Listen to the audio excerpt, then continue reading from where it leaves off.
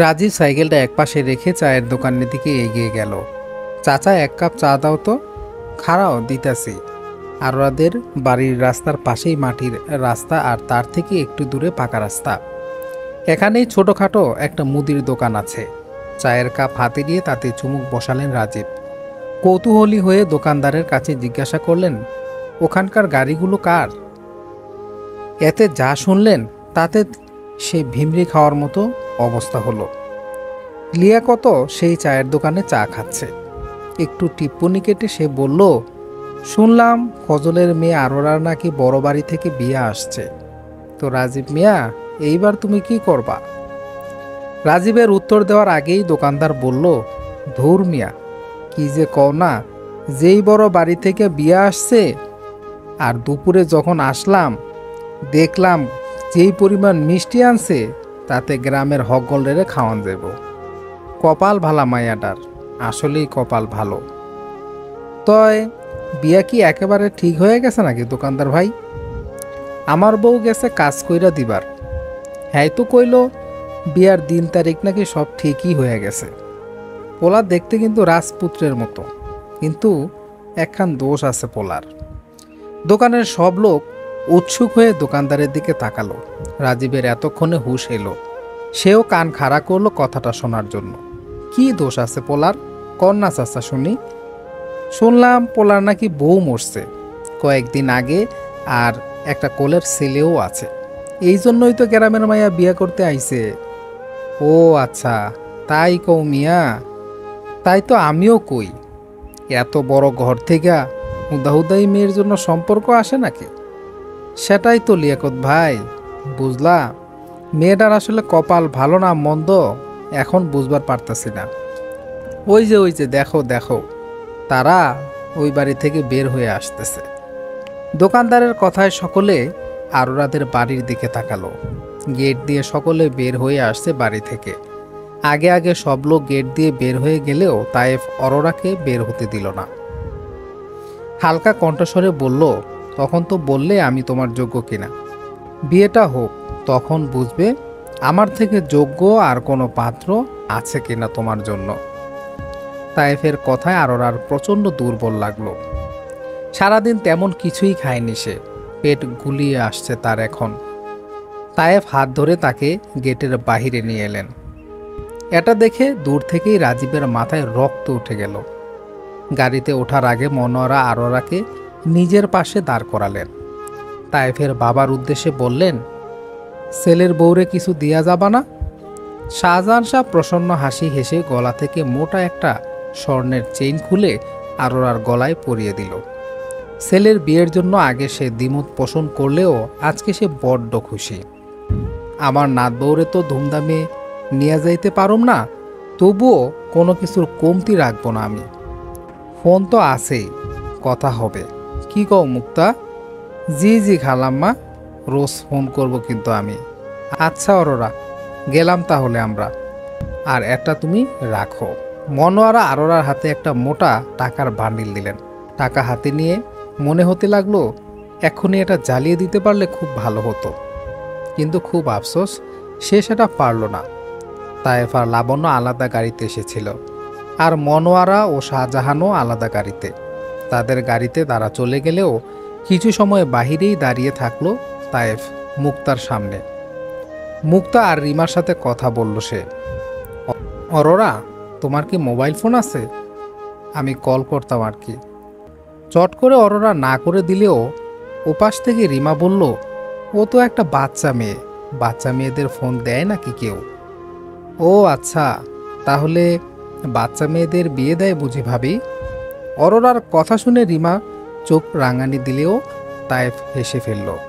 জানো অরোরা, তোমার দেবর মানে আমার ছোট ভাই ইমতিয়াজের সাথে না তোমার খুব বেশ ভাব হবে। দুইজনে ঠিক একই রকম তেরা তেরা কথা বলো। আরে বললাম না, ও একটা বাচ্চা মেয়ে, বাদ দেন তো ওর কথা। সমস্যা নেই ভাবি, আমি কল করব কিন্তু মাঝে মধ্যে। ঠিক আছে, তোমার যখন মন চায় তখনই কল করো। আচ্ছা ভাবি, আসছি তাহলে। মা, আসছি তাহলে। ঠিক আছে, যাও বাবা। অরোরা, তুমিও কিন্তু ভালো থেকো। তায়েফরা চলে গেলে দৌড়ে ভেতরে চলে গেল অরোরা। আশেপাশের মানুষ উৎসুক হয়ে সব দেখছে। এটা দেখে গেট আটকে ভেতরে এসে পড়ল মুক্তা। শাড়িটা গা থেকে খুলেই দপ করে মেঝেতে বসে হাউমাউ করে কাঁদতে লাগলো অরোরা। তার কান্না দেখে দৌড়ে এলো সকলেই। কি হয়েছে অরো, কাঁদছিস কেন তুই? অরোরা তার হাতে থাকা টাকাগুলো ছুঁড়ে মারল মুক্তার পায়ে। মা, তোমার কাছে আমি এতই বেশি, খুব বেশি খাই বুঝি আমি? কি হয়েছে মা অরোরা তোর? মুক্তা আদরে বিগলিত হয়ে অরোরাকে ধরতে গেলে সে সরে গেল। আমারে ধরবা না। কেন, কি হয়েছে তোর? ছেলেটা কত ভালো আর তার পরিবারও কত ভালো, দেখেছিস তুই? মা, আমি এই বিয়ে করব না, তোমার পায়ে ধরি। ছি অরোরা, এমন কথা বলতে নেই। কত সুন্দর একটা ছেলে, দেখছো কত সুন্দর একটা ছেলে আছে তার, দেখেছিস? আমার একটুও মায়া হয়নি বাচ্চাটাকে দেখে, একটুও না। প্লিজ বিশ্বাস কর আমার কথাটা। তাদের মন মানসিকতা কতটা নিচু একবার ভাবতে পারো।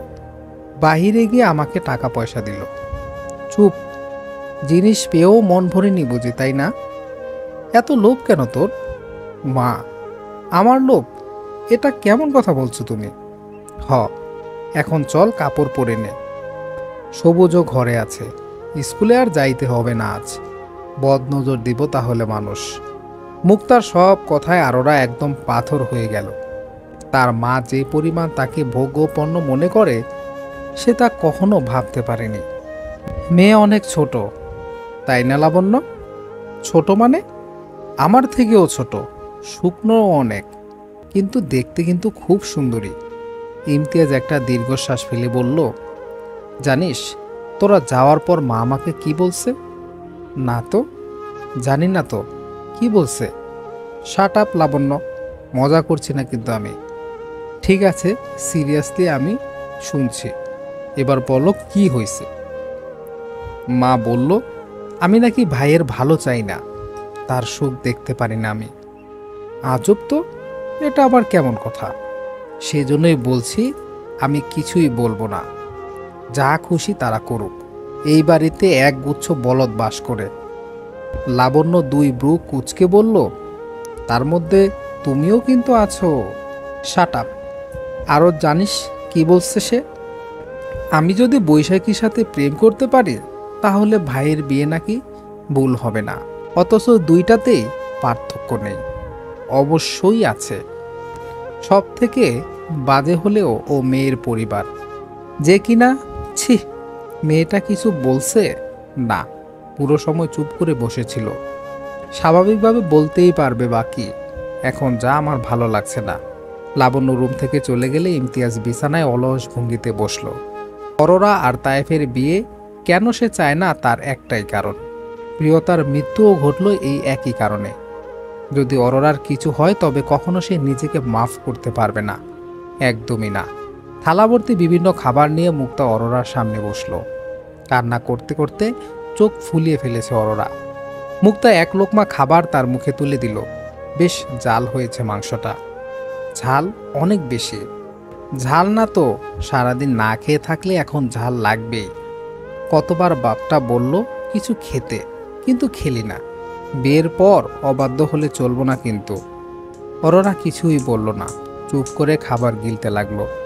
এখন ঝাল কিছুটা সয়ে গিয়েছে তার।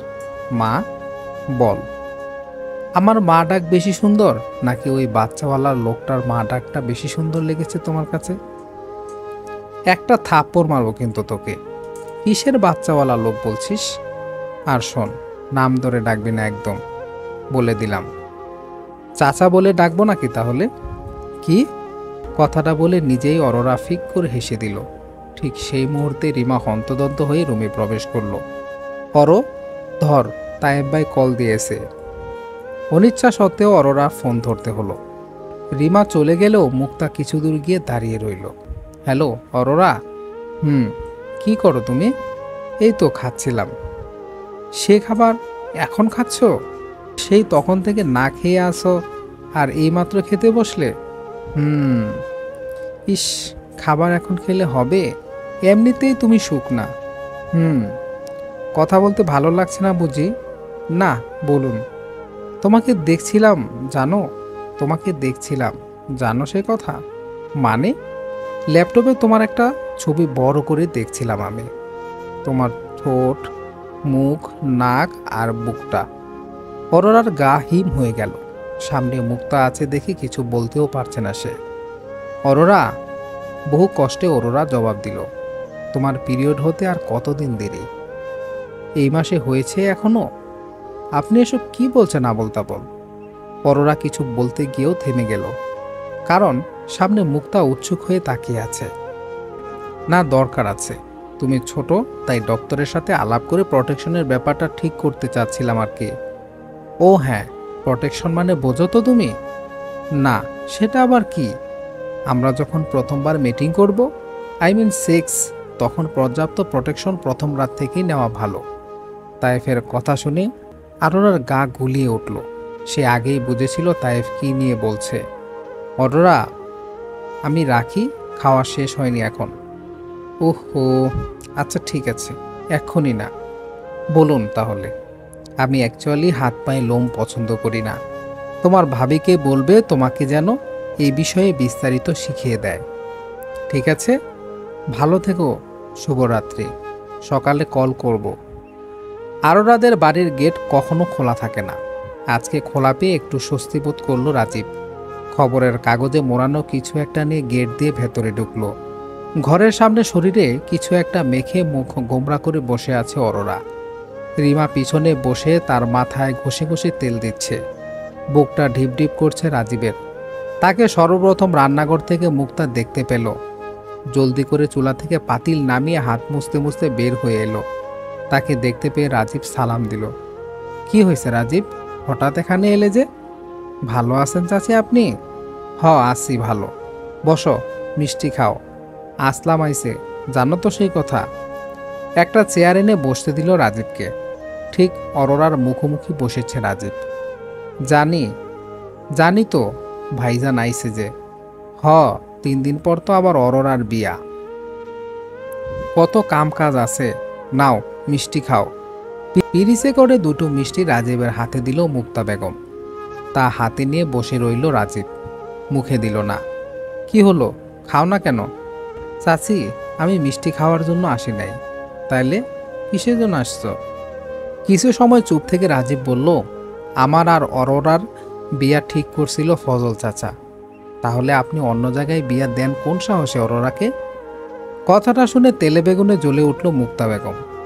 মিথ্যা কথা বলার আর জায়গা পাস নাই বুঝি না? তোরে জিগাইয়া আমার মায়ের বিয়া দিমু আমি? কারণ আমার উপর আমানত দিয়ে গেছিল চাচা। কি? এই শুনছো? দেখে যাও, বাহিরে একই কাণ্ড হচ্ছে। রিমার ডাকে আসলাম রুম থেকে বের হয়ে এলো। 3 দিন আগে সে দেশে এসেছে। কি হয়েছে আম্মা? মুক্তা বেগম সবকিছু বলার আগেই রাজীব মুখ খুললেন। আপনারা বেঈমান। ফজল চাচা আমার সাথে কথা দিছিল অরোরে বিয়া দিব আমার সাথে। তো কি হয়েছে? মানে কি হয়েছে মানে আবার? দিলে দিব, তখন তো আর এত বড় ঘর থেকে বিয়ার সম্বন্ধ আসছিল না, তাই না? কিন্তু আসলাম ভাই, আপনারা যা করছেন তা কিন্তু ঠিক না। তুই যা তো এখান থেকে। কি এর জন্য যাইব? আগে কথা দেন ওর সাথে আমারে বিয়ে দিবেন। আসলাম হঠাৎ এসে রাজীবের ঘাড়ে ধরল। প্রকাণ্ডশীল মানুষটার হাতের ভারে নুয়ে পড়ল রাজীব। তোর বাপের কাছে আমি 2 লাখ টাকা পাই, সেই কথা কি তুই জানস? ওগুলা দিতে বল তোর বাপের আগে। কেন? ওগুলা তো ক্ষেতের জমির টাকা, আর দিলে তো কিছুই থাকবো না আমাগো। তাইলে এখান থেকে ভাগ। 1 মিনিটের মধ্যে এ বাড়ি থেকে বের হয়ে যা। ধাক্কা দিয়ে রাজীবকে ফেলে দিল আসলাম। মাটিতে পড়ে রাজীব একবার অরোরার দিকে তাকালো। চোখ ভর্তি পানি নিয়ে অরোরা রাজীবের দিকে তাকিয়েছিল। চোখ ভর্তি পানি নিয়ে অরোরা রাজীবের দিকে তাকিয়েছিল। তার দিকে দৃষ্টি পড়তেই চোখ নামিয়ে নিল। যা বোঝার বুঝে গেল রাজীব। হালকা হেসে মাটি থেকে উঠে দাঁড়ালো। তারপর নিজের কাপড়টা ঝাড়লো। খবরের কাগজে মোড়ানো জিনিসটা ভাবলো একবার অরোরাকে দিবে, কিন্তু পরক্ষণেই আবার ভাবলো না, তাহলে হয়তো জিনিসটার কদরই থাকবে না। গটগট করে বের হয়ে গেল বাড়ি থেকে রাজীব। কালকে অরোরার বিয়ে। একটু আগে কিছুটা ধুমধাম করে তার গায়ে হলুদ হয়ে গেল। অনেকটা মূর্তির মতো বসেছিল সে। তার মা যে তাকে ধমকি দিয়েছে বিয়ে না করলে তাকে বের করে দিবে বাড়ি থেকে, তাই গা ভর্তি হলুদের গন্ধ নিয়ে পাটিতে শুয়ে রয়েছে অরোরা। কত কিছু ভাবছে সে এখন। তার মনে পড়ছে রাজীবকে, হেড ম্যাডামকে আর তার সহপাঠী সহ অন্যান্যদেরকে। তার বিয়ে ঠিক হওয়ার পর থেকে সে আর স্কুলে যায়নি। মাঝে একদিন ম্যাডামকে দেখেছিল রাস্তায়। আচ্ছা, তার ম্যাডাম কি জানে না তার বিয়ে ঠিক হয়ে গেছে? জানলে এলো না কেন তিনি? বড় খারাপ লাগছে অরোরার কথাটা ভাবতেই। শরীরে মৃদু ঝাঁকুনিতে অরোরা পাশ ফিরে তাকাতে দেখতে পেল কনক হাসি মুখে বসে আছে তার পাশে। কিরে, শ্বশুরবাড়ি থেকে কবে এলি তুই? আজকেই আসলাম। দেখ কপাল, দেখ কি কপাল তোর, এসেই শুনি বিয়ে হয়ে গেছে, তাই ছুটে এলাম। ভালো করেছিস, বস এখানে। কনক অরোরার পাশে এসে বসল। বাহ অরো, তুই তো সুন্দর হয়ে গেছিস, রানী রানী লাগছে তোকে। বিয়ে ঠিক হওয়ার পর থেকে ভাবি যেভাবে আমার শরীরে কত কিছু মাখছে, তাতে তো সুন্দর না হয়ে কোনো উপায় নেই। মাখবই তো, বড়লোক বাড়ির বউ হবি তুই, আমাগো কি আর মনে রাখবি? সকলে এমন কথাই কেন বলে আমাকে বুঝি না। অরো, জানিস বিয়ে না এত খারাপ না, ভালোই লাগে। অরোরা কনকের মুখের দিকে তাকালো। লজ্জা লজ্জা মুখে কনক তার দিকে তাকিয়ে আছে। আমার সাথেও ভালো হবে কি? হবে রে, হবে, 100 বার হবে। হবে না কেন বল? কেন? অরোরা যা কাউকে বলেনি তা আজ কনককে বলল। কিভাবে রোজ রোজ কল করে তায়েফ অশ্লীল আর কুরুচিপূর্ণ কথা তার সাথে বলে। এটা নিয়ে ভাবিস না ওরও, সব পুরুষরা এমনই হয়, বউয়ের কাছে একদম নির্লজ্জ। তুই আমার বিষয়টা বুঝবি না রে। বুঝি রে, বুঝি, আমি সব বুঝি। মুক্তা বেগম রুমের ভেতরে প্রবেশ করে দেখলেন অরোরা আর কনক কথা বলছে। মুক্তার হাতে ফোন দেখে অরোরা বুঝতে পারল আসলে সে এখানে কেন এসেছে। তায়েফ আবার কল দিয়েছে। তার গা ঘিন ঘিন করে উঠল। অরো নে, বাপজান ভিডিও কল দিছে, তোরে নাকি দেখব। তায়েফকে বাপজান ডাকাতে অরোরার গা জ্বলে যায়। তবুও নিজেকে কিছুটা শান্ত রেখে ফোনটা হাতে নিল। ফোনের ওপাশে তায়েফ তার বাবুকে কোলে নিয়ে বসে আছে। অরোরাকে দেখতে পেয়ে বাচ্চার হাত নাড়িয়ে বলল, ওই যে তোমার মাম্মাম, মাম্মামকে হাই বলো। ছোট্ট বাচ্চা কিছুই বুঝল না, মুখ দিয়ে বুবু শব্দ করল।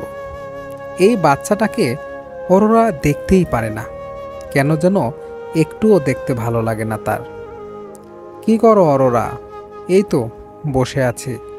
তোমার পাশে কে ওটা? আমার বান্ধবী কনক। তায়েফকে দেখে আগেই মাথায় কাপড় দিয়েছিল কনক। হালকা করে সালাম দিল কনক। সালামের উত্তর নিয়ে কিছু সময় কথা বলে ফোনটা রেখে দিল। মুক্তা বেগম ফোন হাতে নিয়ে বলল, দেখছস কনক, জামাই আমার একদম রাজপুত্র।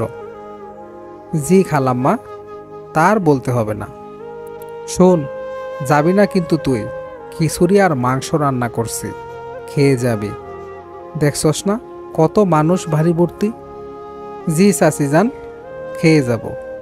মুক্তা চলে যেতে নিলে অরোরা তার পা আঁকড়ে ধরল। মা, আমাকে বিয়ে না দিলে হয় না? মুক্তা কোনো জবাব না দিয়ে গটগট করে রুম থেকে চলে গেল। কিছুক্ষণ পূর্বে তায়েফ আর অরোরার বিয়ে সম্পন্ন হয়েছে। মনোয়ারার খুশি তো ঠিকরে পড়ছে। সকলকে 3 রকমের মিষ্টি খেতে দিচ্ছে সবুজ। সব তায়েবের পরিবার নিয়ে এসেছে। লোক সমাগমের মধ্যে গাঢ় লাল বেনারসি পরে বসে আছে অরোরা। তার এক পাশে লাবণ্য, আরেক পাশে কনক, গা ভর্তি গহনা। তার গয়নার ভারে কুঁজো হয়ে যাচ্ছে মেয়েটা। মুক্তা একটু পরপর এসে আঁচলে মুখ চেপে কান্না করছেন, আবার হাসছেন।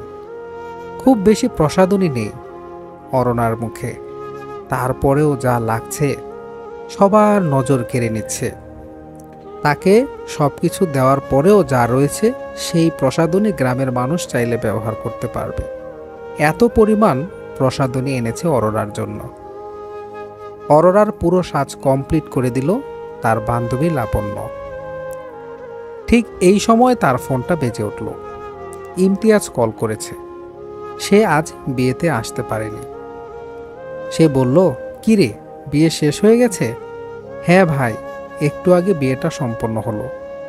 ভালো, কিছুতেই বিয়েটা আটকাতে পারলাম না আমি। তাতে ভালো হয়েছে অবশ্য, তোর ভাবিটা দেখতে মাশাআল্লাহ। দেখবি নাকি? না থাক ভাইয়া, এখন না। ইমতিয়াজের কথা না শুনে লাবণ্য ভিডিও মোড অন করলো। এই প্রথমবার ইমতিয়াজ অরোরাকে দেখল। ফোনের এপাশ থেকেও ইমতিয়াজ বুঝতে পারল অরোরার মধ্যে এখন আসলে কি চলছে। ভিডিও অফ করে দিল লাবণ্য। কিরে, কেমন দেখলি তোর ভাবিকে? ভাবতো লাবণ্য, আজকে অরোরার জায়গায় যদি তুই থাকতি তখন কেমন লাগবে? আচ্ছা ঠিক আছে, রাখি, তুই দেখে শুনে আসিস তো, পরে কথা হবে তোর সাথে। ইমতিয়াজের কথায় লাবণ্যের অন্যরকম অনুভূতি হলো। মুখ উঁচু করে অরোরার মুখের দিকে তাকালো সে। বুকের ভেতর কোথায় যেন হাহাকার করে উঠল। তায়েফ আর অরোরাকে একত্রে বসানো হয়েছে। বরকনে একে অপরকে মিষ্টি খাইয়ে দিল। হঠাৎ কনক এসে একটা লাল শাড়ি অরোরার পায়ের কাছে রেখে অরোরার কানে কানে বলল, রাজীব ভাই পাঠিয়েছে তোর জন্য, বলল শাড়িটা যেন তোর পায়ের কাছেই রাখি। ছো মেরে শাড়িটা বুকের কাছে তুলে নিয়ে কান্নায় ভেঙে পড়ল অরোরা। সকলে ভাবল বাবার বাড়ি থেকে হয়তো স্বামীর বাড়ি যাচ্ছে, এই জন্য মেয়েটা এভাবে কাঁদছে, কিন্তু আসলে ঘটনা অন্য। এদিকে পরন্ত বিকালে তায়েফরা বউ নিয়ে বাড়ির উদ্দেশ্যে যাত্রা করল। অনেকটা দূরের পথ, তাদেরকে যেতে হবে, তাই তারা আগেই চলে যাচ্ছে। বিদায়ের সময়ে সকলে কাঁদলেও অরোরা এক ফোঁটা চোখের জলও ফেলেনি। গাড়ির মাঝখানে বসানো হলো অরোরাকে। এক পাশে তায়েফ এবং অন্য পাশে লাবণ্য। কিছু সময় পর গাড়ি মৃদু গতিতে চলতে শুরু করলো।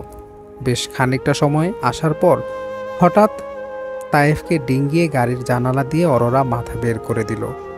চলন্ত গাড়ি থেকেই অরোরা দেখতে পেল রাজীব সাইকেল নিয়ে দাঁড়িয়ে আছে আর গাড়ির দিকে তাকিয়ে আছে। এক ফোঁটা অশ্রু বের হয়ে গেল নিজের অজান্তেই। আচ্ছা, রাজীবও কি কাছে? দূর থেকে মনে হলো অরোরার। মাথা নিচু করে তায়েফের পাশে দাঁড়িয়ে রয়েছে অরোরা। এই বাড়িতে প্রথম প্রবেশেই তার ভালো লাগছে না। কতগুলো অদ্ভুত নিয়ম পালন করতে হচ্ছে। তায়েফের মা সাহারা বেগম বেজায় খুশি আজকে। প্রিয়তা খুব একটা পছন্দের ছিল না তার। অরোরার সাথে বিয়েতে প্রথম আপত্তি থাকলেও শেষ পর্যন্ত সে খুশি। নিজের বড় ছেলের বউয়ের মুখ দেখে কয়েক রকমের গহনা পরাচ্ছেন তিনি। মা, থামো তো এবার, ও একটা ছোট্ট মেয়ে, এত গহনার ভার ও সহ্য নাও করতে পারে। চুপ করতো তুই তায়েফ, কি সুন্দর লাগছে বৌমাকে। পানের খিলি মুখে পুরে খুশি মনে মনোয়ারা কথাটা বলল। দেখতে হবে না, আমার পছন্দ। লাবণ্য, যা তো বৌমাকে উপরে নিয়ে যা। অরোরার মুখে হালকা মেকআপ ছিল, তা ওঠাতে খুব বেশি কসরত করতে হয়নি লাবণ্যের। তাকে গোসল করিয়ে একটা সাদা রঙের জামদানি পরিয়ে দিল। পুরো ঘর নানান রঙের ফুল দিয়ে সাজানো। হিম হয়ে আসছে অরোরার শরীর। জঘন্য একটা ভয় পুরো দেহ আর মন ছুঁয়ে গেল। তায়েফ হাসি হাসি মুখে প্রবেশ করলো ঘরে। লাবণ্য চলে গিয়েছে একটু আগেই। রাত 10টা বাজে এখন। তায়েফকে দেখেই অরোরা দাঁড়িয়ে পড়ল। তার সামনে এসেই তায়েফ তাকে লম্বাভাবে কোলে তুলে নিল। পড়ে যাবে দেখে অরোরা গলা জড়িয়ে ধরল তায়েফের। তাকে নিয়ে বিছানায় হেলে পড়ল তায়েফ। ইস, আমার সাদা পরীকে কতটা সুন্দর লাগছে। এভাবে খাটের উপর পড়ায় চোখ মুখ বিকৃত করে আছে অরোরা। বড্ড জঘন্য লাগছে তার। অরোরার অপেক্ষা না করেই তায়েফ তার মুখে টপাটপ কতগুলো চুমু খেয়ে নিল। তড়িৎ গতিতে উঠে পড়ল অরোরা। কি হলো? আমার ভালো লাগছে না এখন, আমি ঘুমাবো। আজকে রাতেও কেউ ঘুমায় নাকি? উল্টো আদর করে। কথাটা ভুল বললেন। বলেন যে এই রাতে স্ত্রীকে ধর্ষণ করা হয়। এই মেয়ে কী সব আবল তাবল বলছ? কিসের ধর্ষণ? অবশ্যই ধর্ষণ। আপনি একটা কাপুরুষ। তা না হলে নিজের থেকে ছোট্ট একটা মেয়েকে কিভাবে বিয়ে করেন আপনি? ও ঠিক আছে, ও ঠিক আছে, এই কথা। তাহলে আমার পুরুষত্ব দেখাচ্ছি তোমাকে। তায়েফ এক ঝটকায় আরোরাকে বিছানায় শোয়ালেন। গায়ের গহনা লেগে ব্যথা পেয়েছে অরোরা। সেইগুলোই টেনে টেনে খুলল তায়েফ। গা থেকে পুরো শাড়িটা খুলে মেঝেতে ফেলে দিল। ভয়ে হিম হয়ে এলো অরোরার শরীর। হিংস্র পশুর মতো আচরণ শুরু করলো তায়েফ অরোরার সাথে। দাঁতের আর নখের ব্যবহার পূর্ণরূপে করছে সে। অরোরা একবার ভাবল চিৎকার করবে, করতেও নিয়েছিল শব্দ, কিন্তু ঠাস করে তায়েফের থাপ্পড় খেতে হয়েছে তাতে। অসাড় হয়ে পড়ে থাকা ছাড়া আর কোনো উপায় নেই তার কাছে।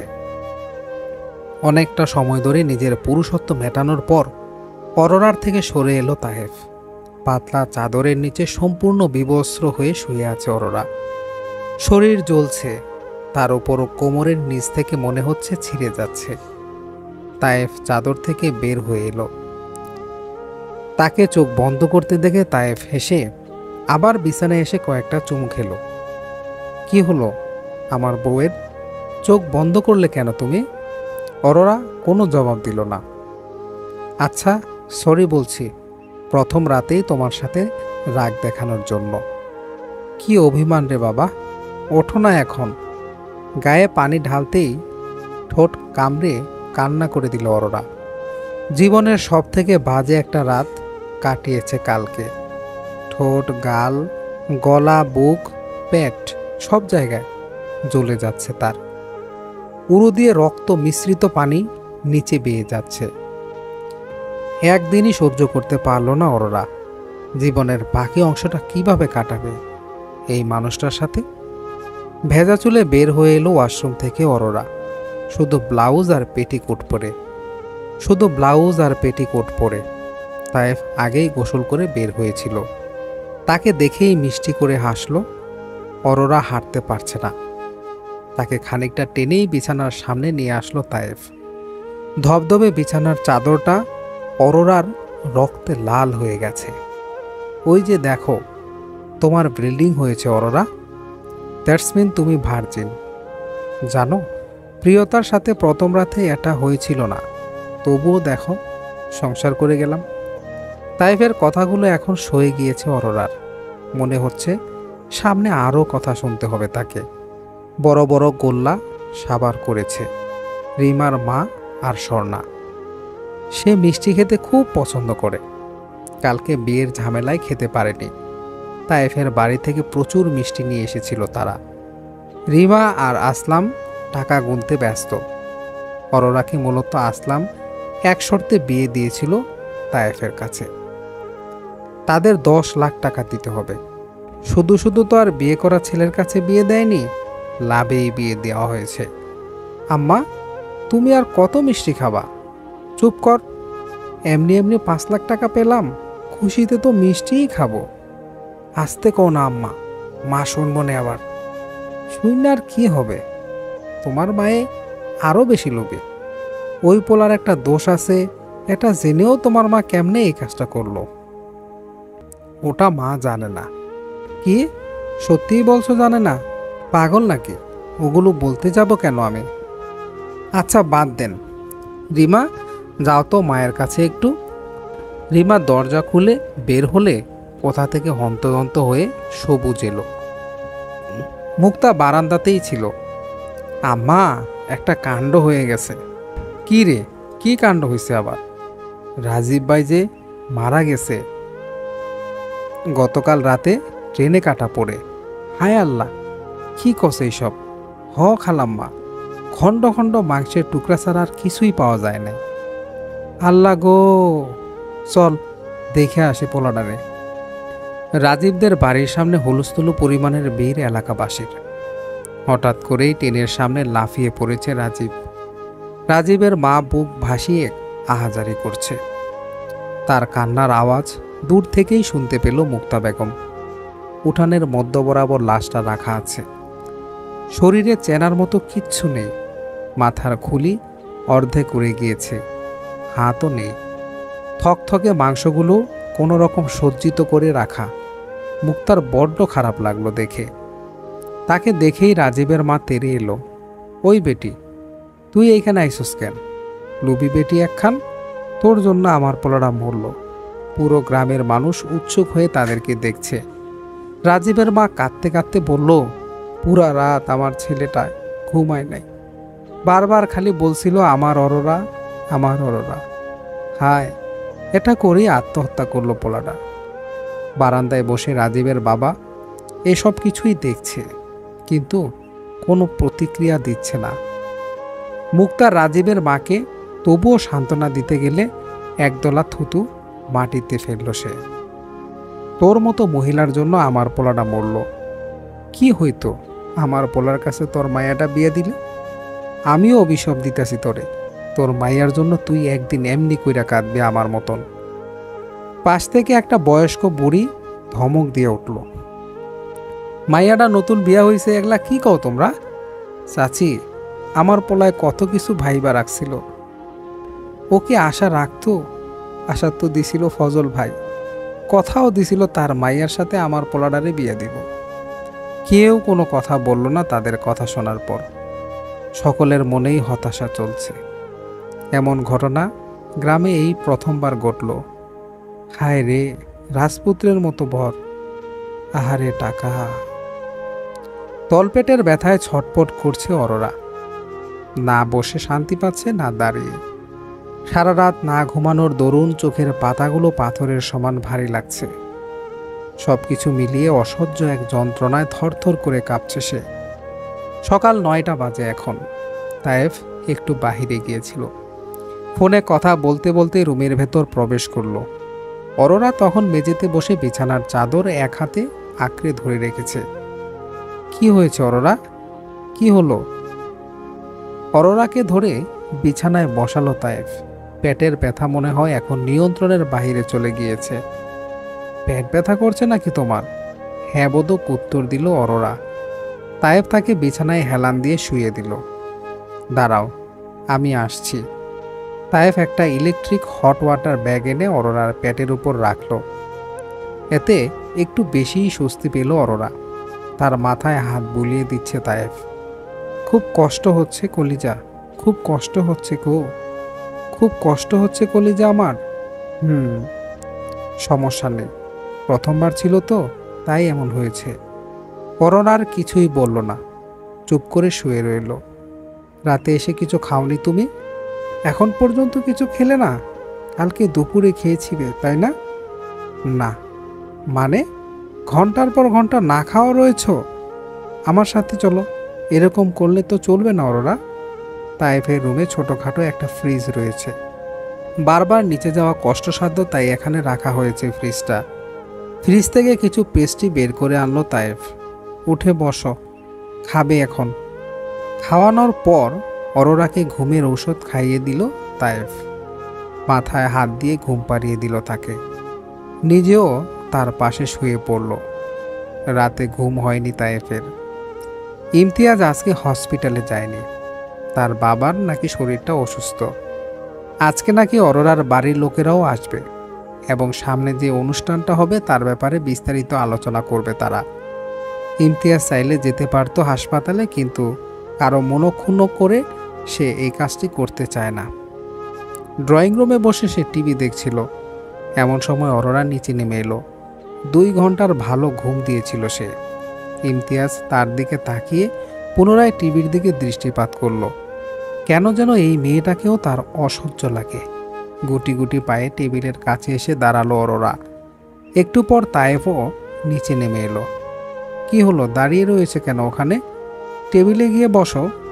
তেমন কিছুই তো খাওনি। তায়েফ অরোরাকে সাথে নিয়ে টেবিলে বসে পড়ল। সকালেই এরকম নানান রকমের খাবার রান্না করা হয়েছে, যা আগে কখনোই দেখেনি অরোরা। একে একে সব রকমের খাবার টেবিলের সামনে এসে রাখলো তায়েফের মা। অরোরার শরীরটা এখনও খুব বেশি ভালো না। থেকে থেকে তলপেটে মারাত্মক ব্যথা উঠছে।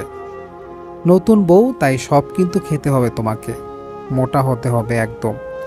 অরোরার জবাব দেওয়ার আগেই তায়েফ নিজেই তার মায়ের উদ্দেশ্যে বলল, শরীর হবে কিভাবে? না খেয়ে আছে সেই কতক্ষণ থেকে? জিজ্ঞেস করো তো। কালকে ওই বাড়ি থেকে খেয়ে এসেছিল, তারপর আর কিছুই খায়নি মেয়েটা। সে কি? আমাদের বলেন নাই কেন? নতুন বউ এই জন্য, তাই না? নাও নাও, এখন সব কিছু খেয়ে নাও। একটা প্লেটে খাবার তুলে দিল সাহেরা বেগম। হাত ধুয়ে খেতে নিলে ঠোঁটে ঝাল লাগলো অরোরার। ঠোঁটের জায়গায় জায়গায় কেটে গিয়েছে। তার মধ্যে ঝাল লাগায় আরও খারাপ লাগছে অরোরার। কি হলো বৌমা? পানি? খাওয়ার আগেই পানি? নাও নাও নাও। মনোয়ারা নিজের রুম থেকে বের হয়ে ইমতিয়াজের পাশে বসলো। ইমতিয়াজ কথা বলছে না কোনো তার সাথে। বড় ভাবির সাথে কথা বলেছিস ইমতিয়াজ? না বললে কিছু হবে নাকি মা? হবে না তেমন কিছু। তারপরেও তো তোর বড় ভাবি, তার সাথে তুই কথা বলবি না? হোক, তো কি করবো এখন আমি? সালাম করতে বলো নাকি আমাকে? বেয়াদবি করা বাদ দিয়ে আমার সাথে আয় তো। মনোয়ারা ইমতিয়াজকে টানতে টানতে অরোরার সামনে নিয়ে গেল। এই যে নতুন বউ, এটা তোমার দেবর হয়। অরোরা এই প্রথম ইমতিয়াজকে সামনাসামনি দেখল। কালকে লাবণ্যের সাথে ভিডিও কলে কথা বলার সময় শুনেছিল, কিন্তু দেখেনি। অরোরাকে দেখে প্রচণ্ড মায়া হলো ইমতিয়াজের। ঠোঁট ফুলে আছে, চোখ লাল, গলায় জায়গায় জায়গায় কামড়ের দাগ। আবারও ঘটনার পুনরাবৃত্তি ঘটে গেল। অরোরার সালাম দেওয়ায় ইমতিয়াজের ধ্যান ভাঙল। সালামের উত্তর দিয়ে সেও টেবিলে খেতে বসল। একটু লেট হয়ে গিয়েছে খেতে। অরোরার মুখোমুখি বসায় ইমতিয়াজ খেয়াল করল অরোরা ঠিকমতো খেতে পারছে না। মাঝে মাঝে মুখ বিকৃত করে তলপেটে হাত দিয়ে চেপে ধরছে। কি সমস্যা তোমার? সকলের সামনে এইরকম সরাসরি করা প্রশ্নে চমকে গেল অরোরা। ইমতিয়াজ ব্রু কুঁচকে তার জবাবের অপেক্ষায় রয়েছে। কি সমস্যা হবে আবার ইমতিয়াজ? অরোরা একটু অসুস্থ। ভাই, তুমি কি দেখোনি তাকে? আমি মেডিসিন দিয়েছিলাম তো। ইমতিয়াজ আর কোনো কথা বলল না। সে চুপ করে খেতে লাগলো। এই বিষয়ে এখন কথা বলা পুরাই বৃথা। অরোরা সারা রাত কীরকম অসহ্য যন্ত্রণায় ছিল তা ইমতিয়াজ জানে। খাওয়া শেষে ইমতিয়াজ এক পাতা ঔষধ এনে অরোরার হাতে দিল। এটা খেয়ে নাও, পেইন কমে যাবে। প্রচণ্ড ভালো লাগলো অরোরার। হয়তোবা এই বাড়িতে থাকা খুব বেশি কষ্টকর হবে না তার কাছে। খাওয়া দাওয়ার পর অরোরা ভাবল ঘুম দিবে, কিন্তু কোথা থেকে তায়েব তার নিজের ছেলে সিনানকে নিয়ে এলো তার কাছে। অরোরা দেখো, অরোরা দেখো কাকে নিয়ে এলাম। ছোট পুতুলের মতো সিনান, ফর্সা ঠিক বাবার মতোই। গুলো গুলো হাত মুঠো করে দাঁতবিহীন মুখ দিয়ে কামড়াচ্ছে তাকে। এখন পর্যন্ত তো নিজের ছেলেকেই কোলে নিতে পারল না সে। এখন পর্যন্ত নিজের ছেলেকেই কোলে নিলে না। ধরো, নাও তাকে। হাত বাড়িয়ে অরোরা বাচ্চাটাকে কোলে তুলে নিল। নরম নরম উষ্ণ হাত পাগুলো বেশ ভালোই লাগলো অরোরার। গোল চোখ দিয়ে অদ্ভুত চোখে সিনান তার মায়ের দিকে তাকিয়ে রয়েছে। মনে হচ্ছে সিনান তার মাকে পছন্দ করে ফেলেছে।